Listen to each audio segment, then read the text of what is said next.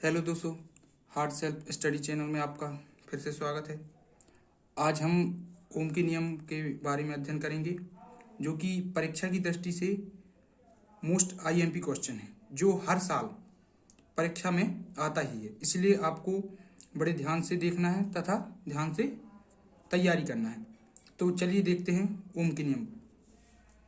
तो परिभाषा से शुरू करते हैं कि इस नियम के अनुसार किसी विद्युत अपघट्य विलयन में इलेक्ट्रोडों के बीच का विभवांतर तथा उसमें बहने वाली विद्युत धारा के अनुक्रमानुपाती होता है।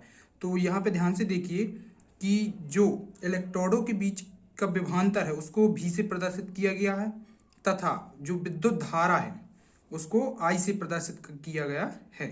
तो अर्थात कहने का अर्थ ये है कि इलेक्ट्रोडों के बीच का विभवांतर भी विद्युत धारा I के अनुक्रमानुपाती होता है।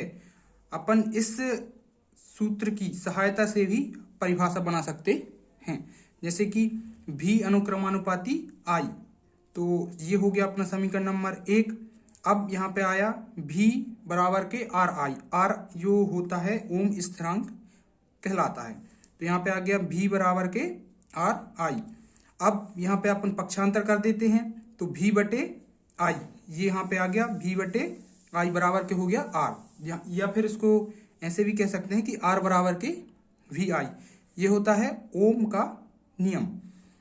ये जो ओम का नियम है V बराबर के नहीं R बराबर के V बटे I, ये एक अंक यानी वस्तुनिष्ठ अंक क्वेश्चन में भी पूछ सकता है कि ओम का नियम क्या है। 4 ऑप्शन दे दे, कोई सा भी दे सकता है। तो आपको जो सही है, जैसे कि ये V बटे I बराबर के R, इसको सही करना है।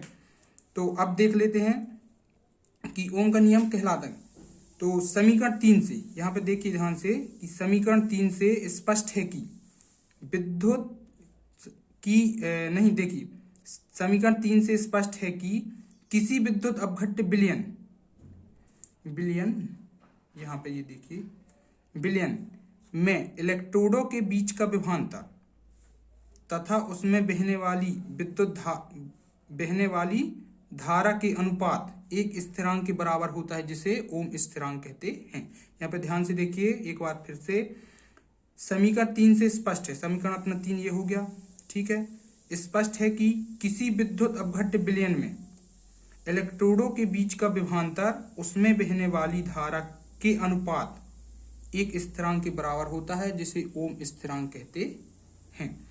आप इस नोट्स को स्क्रीनशॉट लेके लिख भी सकते हैं तथा इसकी सहायता से आप और अच्छे ओम के नियम को समझ सकते हैं। तो कृपया करके अगर आपको यह वीडियो पसंद आया हो तो लाइक, शेयर एंड सब्सक्राइब जरूर कर देना तथा कमेंट में बताना कि आप अगला वीडियो किस टॉपिक पर चाहते हैं।